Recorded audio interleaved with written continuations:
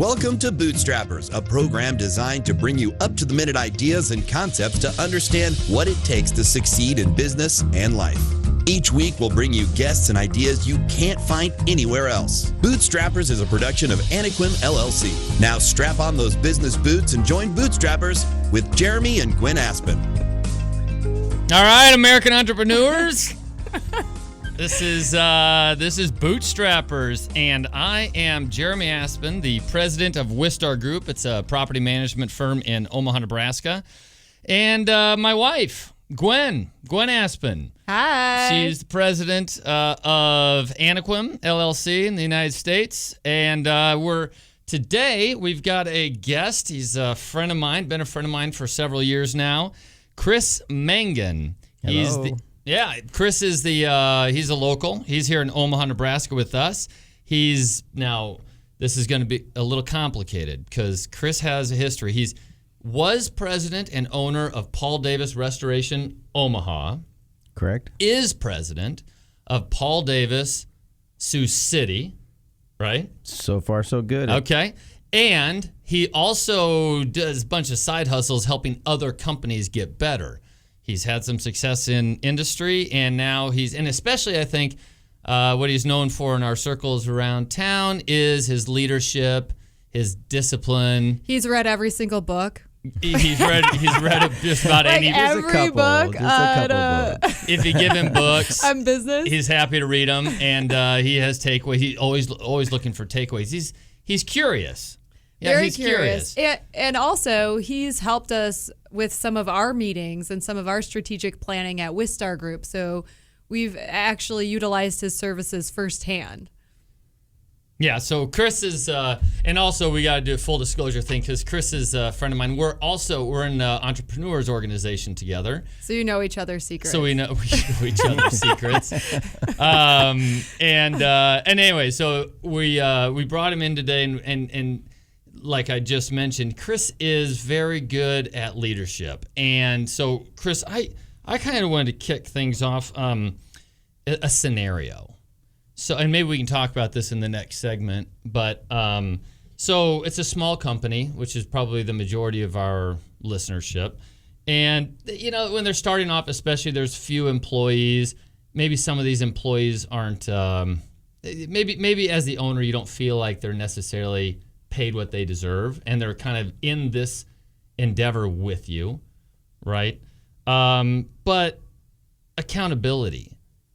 How do you take somebody that dynamic and still hold them accountable? Because you feel like you owe them. Like this is my experience and some of my friends' experiences, where you kind of feel like, wow, you're almost lucky to have them on board with you, and still hold them accountable. Right. I mean, that's a real life scenario, or is it just me? No, it's a real life scenario. It happens, right? I have the same situation with my kids at home. Okay, right. With your kids, but that speaks to leadership. I believe leadership, first of all, it works everywhere.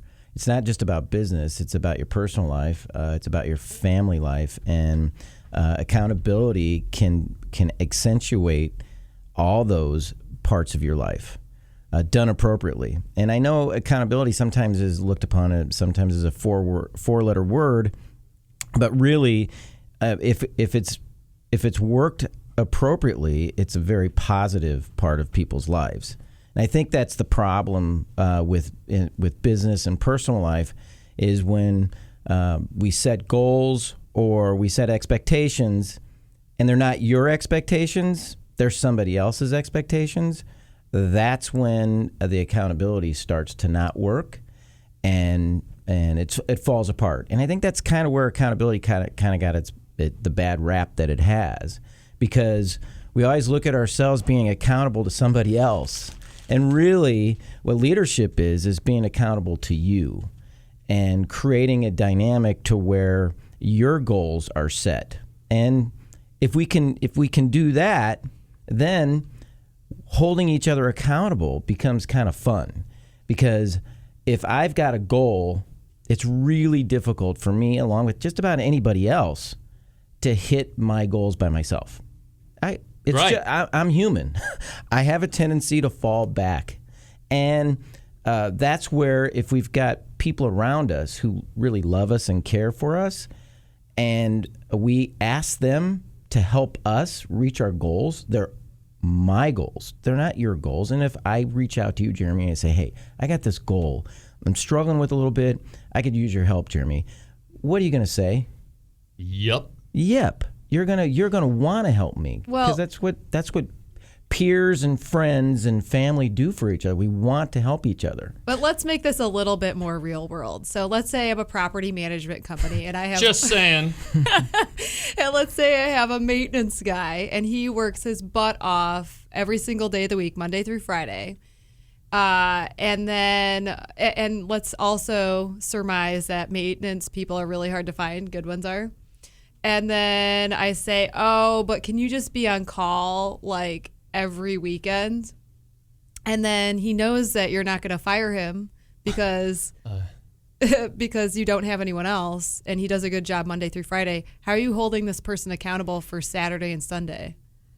Well, that's real world. That's real right? world. That's real world. You've had that. You caught me off guard on that one, Gwen. So can we go to a commercial here? Give me a second. I've never seen that. So actually in restoration, I had a very similar situation. When I started my own company, I was then on-call person for the first 3 years of running my operation. Right. And then when I brought people on, I had to, I didn't have the leverage that I had when I had a company of 65 people. It was me. And so I was beholden to them. And what I found worked best is showing them that I cared. And if I showed them that I cared, then they felt engaged and they felt needed. And people have a root desire in their lives to feel needed. And if you can help them feel needed by showing that you care, the motivation level goes up commensurately.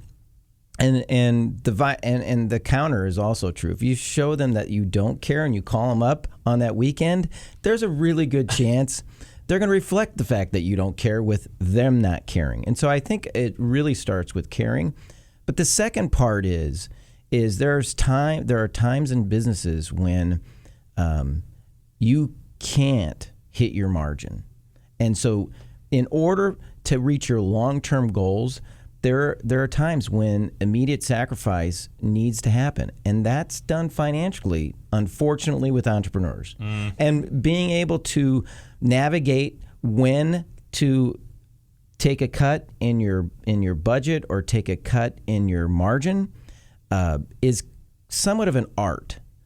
As opposed to a book that says, here's what you do relative to margin in each one of these circumstances. An entrepreneur understands that on that weekend, when you need that person and you're looking for margin, you're probably not going to get it. So give that margin to the person along with the words that you show you care with are backed up financially with the financial reward so that the message resonates. If you try and do one without the other, good luck. It's not going to happen because people understand that talking is talking and walking is walking. And if they aren't aligned, that person, I don't care what education level they're at, they get it. So you've got to back up your talk of caring with your walk of financial reward so that they're motivated and remain motivated. And then there's times when you can expand your margin through regular work hours, through rates increased over time with customers, and you over time gain that margin back. See, Gwen, I told you this would not be a waste of our time. All right.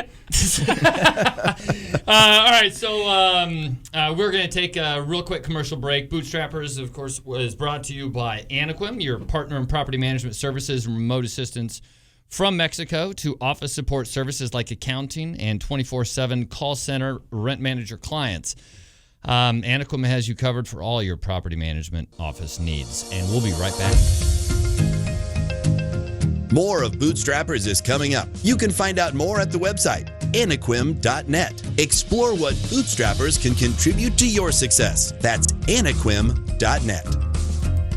All right, welcome back. This is Jeremy ASPEN with my lovely and brilliant wife, GWENN, ASPEN, and this is Bootstrappers. Our guest today is Chris Mangan. He is an entrepreneur, been doing his own thing for decades. I don't think that's unfair to say. It's been decades. About 35 years. Several decades, more than I even thought. You just look so young. So Bootstrap, we're here.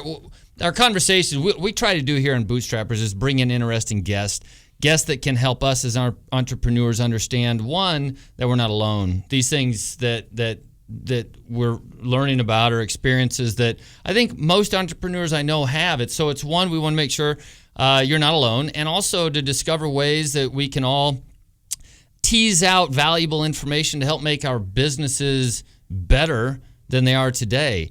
And it's advice, it's information like what Chris just gave us in the last segment. So Chris, you in the last segment you mentioned actually tell us a little bit about you, your family, all that stuff. We need to get that in here. All right. So I was born in Omaha 57 years ago, and I've lived in Omaha ever since, except for my extended stay in Lincoln as a semi-professional student for 5.5 years.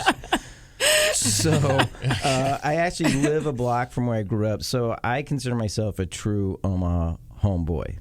So that's my geographical background. I was born, I have 6 siblings, all grew up in Omaha.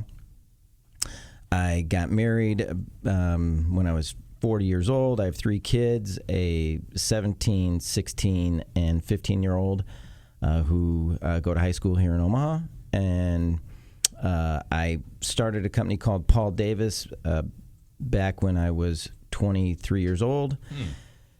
And so, and then I started a couple other businesses along the way, and I've sold those, and actually one went out of business.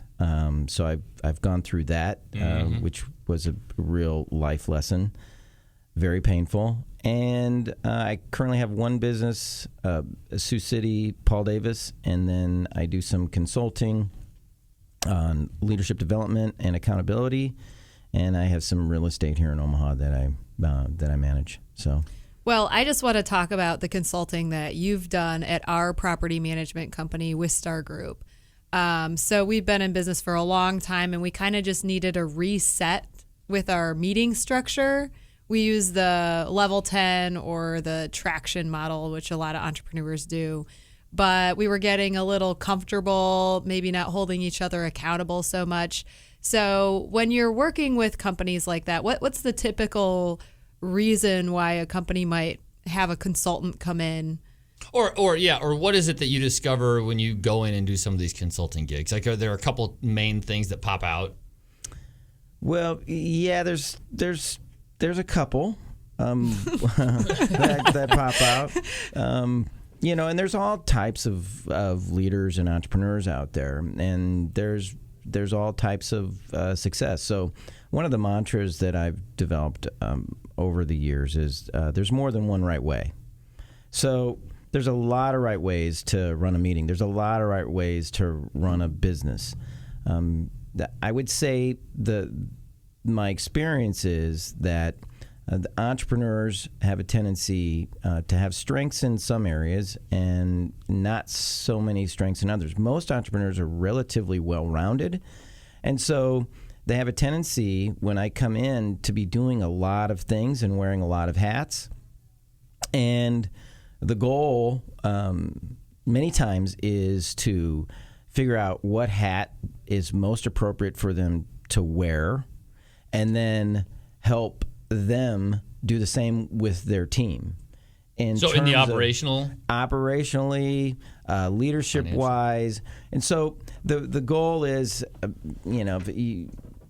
Jim Collins would say, get the right people in the right seat. So many entrepreneurs think that's only true of the people that work for them, and it's not. It's actually true for them as well. And so when I come into an organization, a lot of times the leader of the organization thinks because they're the leader of the organization, they should be doing certain things, and they should.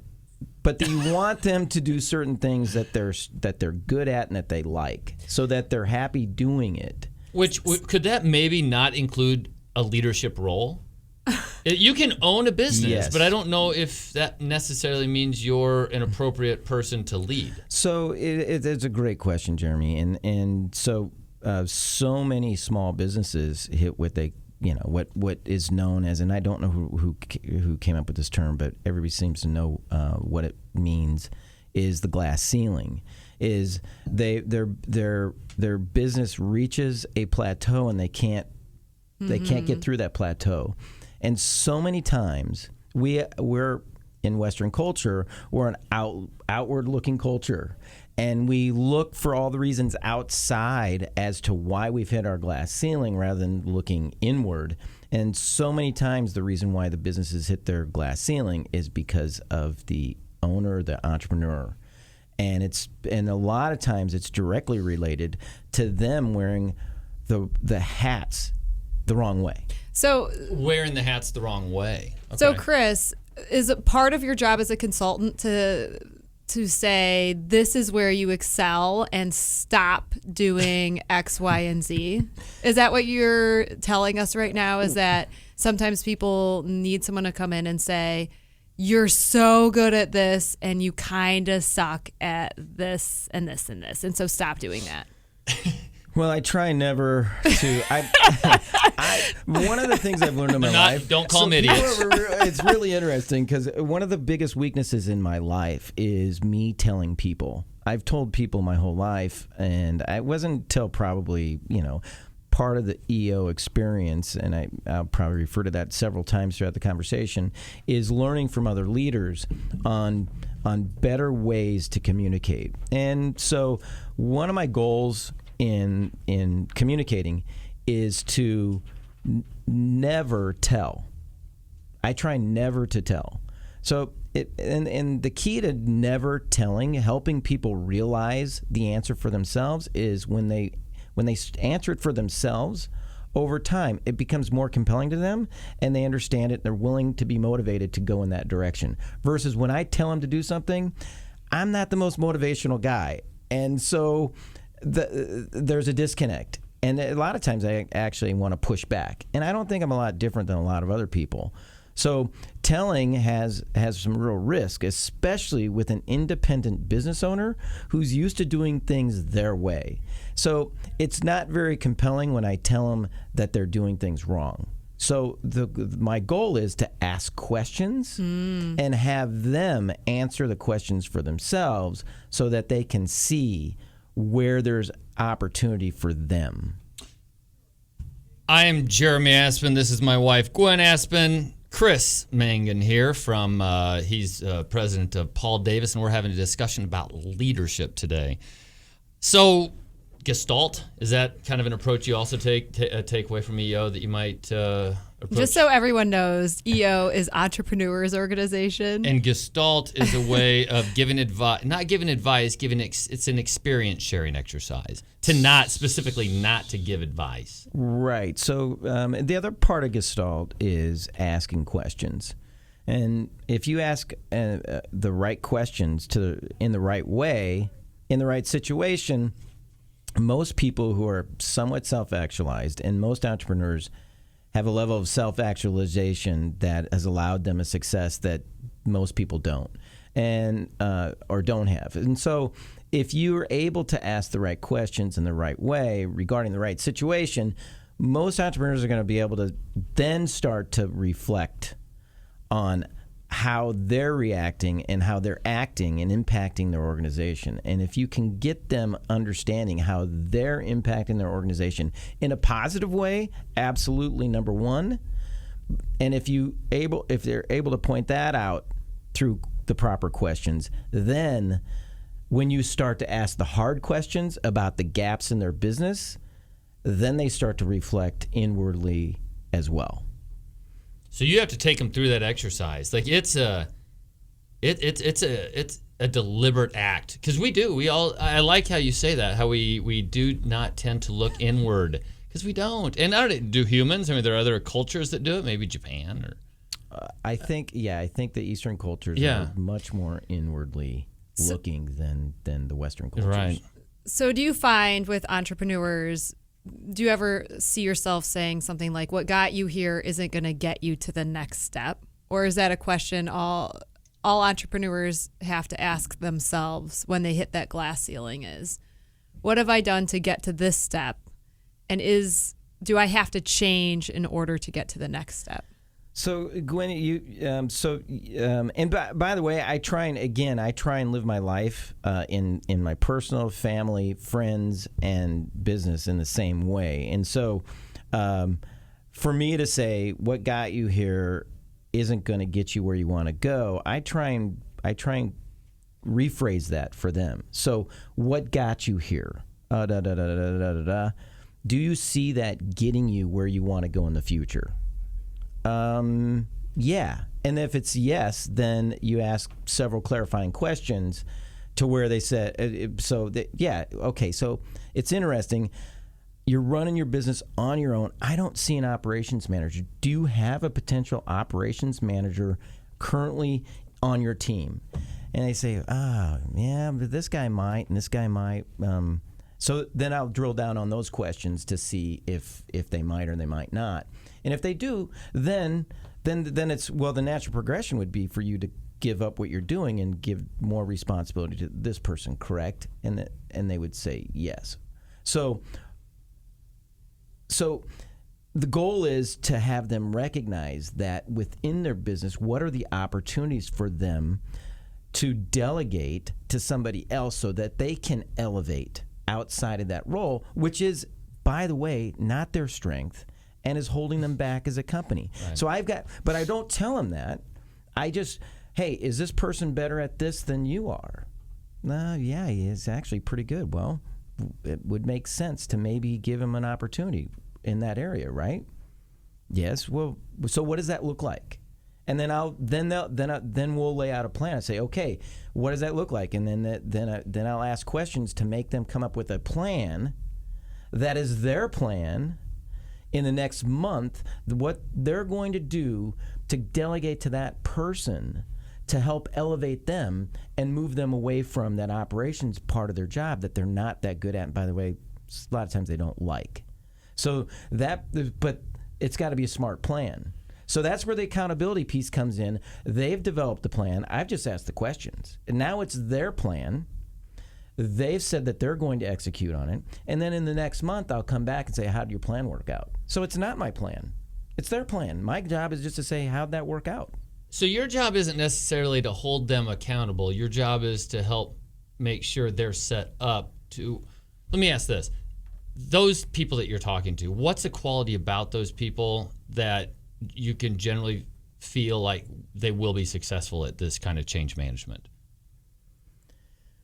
Well, there are some that do, and there's some that don't. Yeah. And I prefer to work with the ones that do. And so if the conversations are such that, they're going well, like the one I just kind of highlighted, and they've committed to making a change, and they've committed to helping their people grow, or they've committed, hey, I can't find this person, it's not my organization, so we'll set up a recruiting plan that they'll come up with, that they'll, in the next month, deliver on, or in the next 6 months they're going to deliver on. But it's their plan, and if they're delivering on that and they're committed to growing, then I have a spot. And if they're not committed to growing after one or two consultations, I'll just say, we're not aligned. What you want, you think you want a consultant, but really you're comfortable being where you're at. And that's okay. That's fine. That's right. fine. I'm totally good with this. Maybe if nothing else, you've helped them identify that, you know what, right. This is where I want to be. All right, we're gonna take a real quick break. Again, we're here with Chris Mangan from Paul Davis, and I think what we're gonna talk about in the next segment is mistakes. Mistakes maybe you've seen in your years of management, ownership, and consulting. So, anyways. Visit our website at Anequim.net to see how Anequim can help you source incredible labor from Mexico for all your property management needs. From maintenance coordination to customer service, we can help you find your dream team. Check us out at Anequim, ANEQUIM.net. More of Bootstrappers is coming up. You can find out more at the website, Anequim.net. Explore what Bootstrappers can contribute to your success. That's Anequim.net. All right, welcome back. This is Bootstrappers. I'm your host, Jeremy Aspen, along with my beautiful, brilliant co-host and wife, GWENN Aspen. I am president of Wistar Group in Omaha, Nebraska, a property management company. GWENN is the president of Anequim. And our guest today is Chris Mangan, who's president of Paul Davis Restoration in Sioux City and quasi-retiree consultant in this Omaha area. Today we're talking about leadership, and right now we want to get to, you wrote the boneheaded moves small businesses make. Yeah, that's a decent segue into from what we were talking about before. Well, Chris, you've started a number of companies, and I mean, just because we're all entrepreneurs, we all have made some boneheaded moves. What is a big boneheaded move that you've made in your professional life? Or seen? I don't think Chris has probably ever made. Oh, I was just going to say, I don't have any of those. Well, and if you hurry up, we'll get to the segment about where we ask you about politics, abortion, and gay sex. Oh, God, so we want to make sure to get to that. That's what this is all about. Well, so there's I don't know if there's really boneheaded mistakes. You got that 20/20 vision that you look back in the past and said, hey, I wish I could have done this differently. I wish I could have done this differently. I wish I knew this at the time. And I would say the thing that the one main thing that I wish I knew back when I started, that I learned through many, many years the hard way, is that there's a certain person who wants to be told what to do, and there's other people who don't. And the people that want to be told what to do are the doers.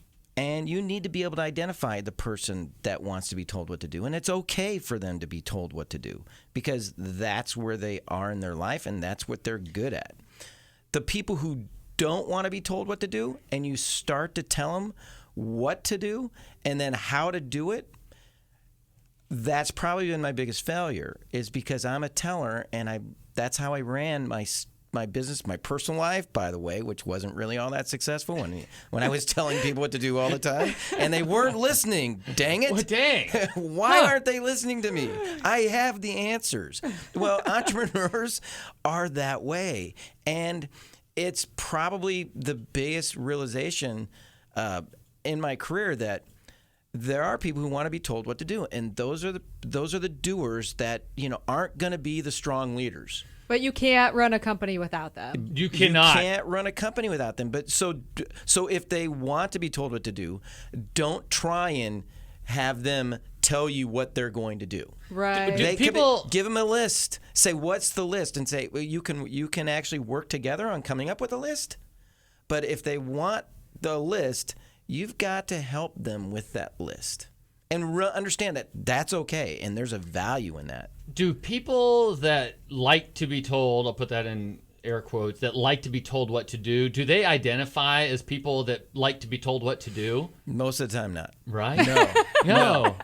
The self-awareness. So you got to kind of there. bounce around that one. There's so many times a lack of self-awareness. Mm-hmm. Right. And so that's when it becomes really interactive. So okay. If you don't like to be told what to do, what are you going to do in the next week? What do you decide? Tell me what you think you should be doing in the next week. And then they have kind of a blank stare, or they tell you things that they should be doing that they shouldn't. It's not on their seat. And so your goal then is a strong collaboration, working with them together to come up with that list. And I found to prevent some of the biggest problems in a growing small organization that can be corrected is with a organizational chart that has the 3 to 5 top things, that is required on that seat. So then each person you hire or train understands the 3 to 5 top priorities that they are required to become very good at to be successful in their job. And if I would have had that 35 years ago, I would have been a lot more successful. So that org chart that you're talking about, I like it too, because traditional org charts have the president's name, the vice president's name, the manager's name. And It's a lot of names. It's a lot of names. It's names. all names. It's all names. Whereas, and if you have a department like customer service department, you have a seat, which is kind of what I'm trying to get let our listeners know is. So instead of having an entire, every single customer service agent's name, you have a seat, and the seat description tells what the job is. It has the 3 to 5 KPIs. And you put their names inside of that box. And even for me, when I look at an org chart like that, it just makes so much more sense. It's so much less sloppy. Well, and you think bringing that to a company is, it helps. Well, visualize. It's transformative because what it does is it creates accountability from the very beginning. If that person knows those 3 to 5 things, that if they get done well, they're going to be successful in their job, then all you are now is an accountability coach. Mm-hmm. You're not a person that has to manage day to day. You're not that manager that's always telling and they're not doing. You're helping them become good at the 3 to 5 things that they're good at, and then that's when it becomes fun. And by the way, if they're not becoming good at those 3 to 5 things, then the hard part of running a business is having to find another seat for that person or moving them to another company. So then, opportunity. And that's kind of what gives the doers that agency, where you don't have to tell them that they are doers, but you tell them what needs to be done. They decide whether or not to take on those tasks, whether or not to do their job right, and now they have agency in furthering their career. Absolutely. Right? My name is Jeremy Aspen. I'm here with my wife, GWENN Aspen, and we're interviewing Chris Mangan, president of Paul Davis Restoration in Sioux City and formerly here in Omaha, Nebraska, and having a conversation about leadership. I defer to you, my love. Well, I was just going to ask Chris, one of the main things I see in small businesses is they don't start with the seat. Instead, they start with the person, and they're like, well, Julie is good at X, Y, and Z, and she holds the seat, so that's what the seat is good at.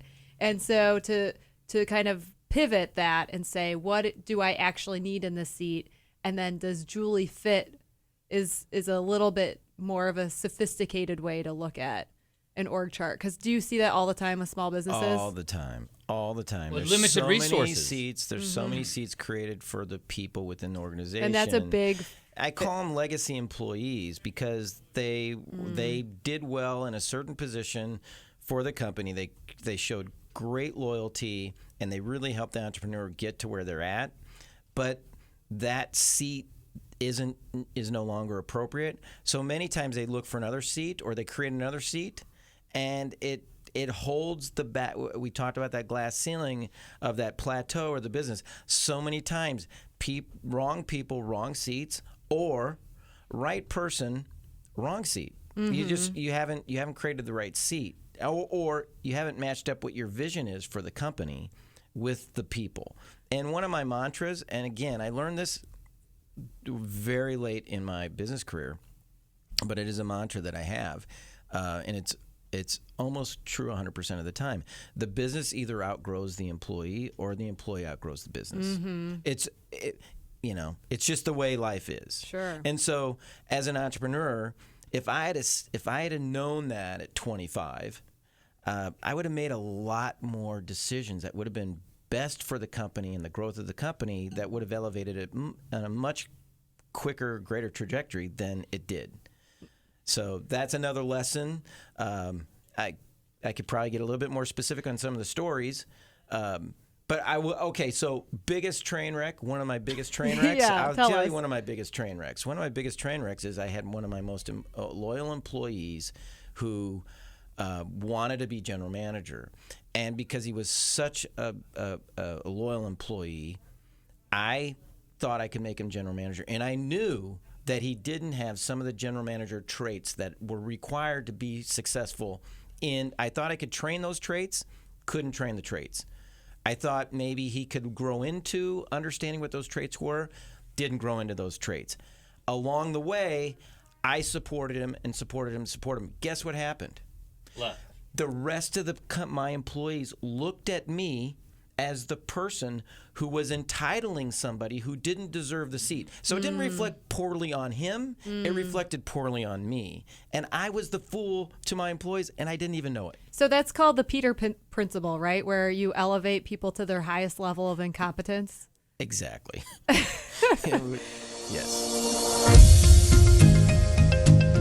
More of Bootstrappers is coming up. You can find out more at the website, Anequim.net. Explore what Bootstrappers can contribute to your success. That's Anequim.net.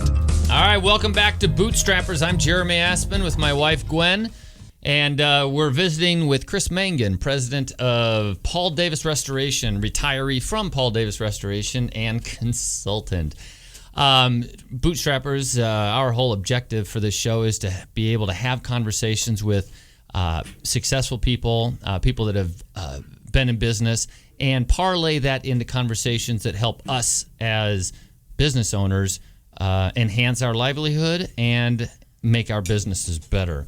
So, to that end, talking about making businesses better, about maybe 3 years ago, we started with, we read Traction. Traction by Gino Wickman. Gino Wickman. And that book transformed my life. And it seems it's a book about meetings, which if there's one thing that sounds any more boring than that, you tell me. But it's a book about the structure of a company, essentially. And the cadence of how the business moves its core annual objectives forward. So what do you do? So you run into these meetings. I guess one, are meetings, generally speaking, the companies that you've gone to, are they something that people focus on, or that they have a structure for, or is that oftentimes something maybe you bring to the table? I would say, definitely the format that I use, I bring to the table. So many times, the word meeting again has a four-letter word connotation in business. They're not looked upon as positive, and so what makes a meeting poor? And so many times there's 3 or 4 things that make a meeting poor. So one is you don't start on time, shows lack of respect for your fellow employees. You don't end on time, which shows a lack of respect for fellow employees. People politic within a meeting, and it's allowed to happen, and they're trying to create a situation that benefits them versus benefits the company, and politicking. In my definition of politicking is saying something at 2 or more times over, so that, or repeating, or saying the same thing over in a different way. So when that starts to happen in a meeting, the other people in the meeting start to shut down and turn off because they don't need to hear that. And when they do hear it again, they hear it as a person who's sharing it for some type of selfish reason. It doesn't become the company objective, it becomes their objective. And so the people in the meeting shut down. And that's true with the entrepreneur, and the owner or the president does it all the time. And when that happens, the rest of the people just start to shut down. The last thing that's, I believe, is real pollution to a meeting is a presentation. Make your presentation a presentation. Don't make it a meeting. Meetings are different than your presentations. So make your presentations, and your meetings, your meetings. And meetings generally have only 3 things that create a successful meeting. If you can create these 3 things, you can generally have a successful meeting. Whether it's 2 people, whether it's 100 people. If you hit these 3 things, generally you can have a good meeting. And that's start on time, end on time. Discuss real issue. And have takeaways or to-dos. So that's an all issue. you need. So then, importantly, what is an issue? An issue is anything, is literally anything that somebody believes is an issue, And so in a meeting, if somebody believes it's an important issue, you put it on the issues list. And it's then you discuss it. And then you solve it. And then if you have a regular set time for your meetings and this person keeps bringing up issues that really aren't company issues, you would take that offline with that particular person and say, hey, we want you to bring up issues when they're company issues. When they start to become more personal issues that the rest of the group can't help you with, then this isn't the place. Okay. Bring that up with your direct report. But when it's a company issue, Joan keeps showing up late to work. And, okay, that's the issue. Are we sure that's the issue? And so you would ask, why is that the issue? And she would, well, it's affecting the rest of the team. Have you asked Joan why she's showing up late to work? Well, we haven't. Maybe we should find out why Joan's... okay, so your to-do, this is the to-do. You discussed an issue. You've decided that that's the core issue is Joan showing up late to work. And then, okay, so you're going to have a meeting with her in the next week. That's the to-do for that person to have a meeting with Joan and find out why she's late for work. Comes back the next week. He did his to-do. Comes back the next week and says, Joan told me the real reason why she's showing up to work is because she's being bullied. Ooh, there's an issue. She's being bullied. Okay, so what do we do?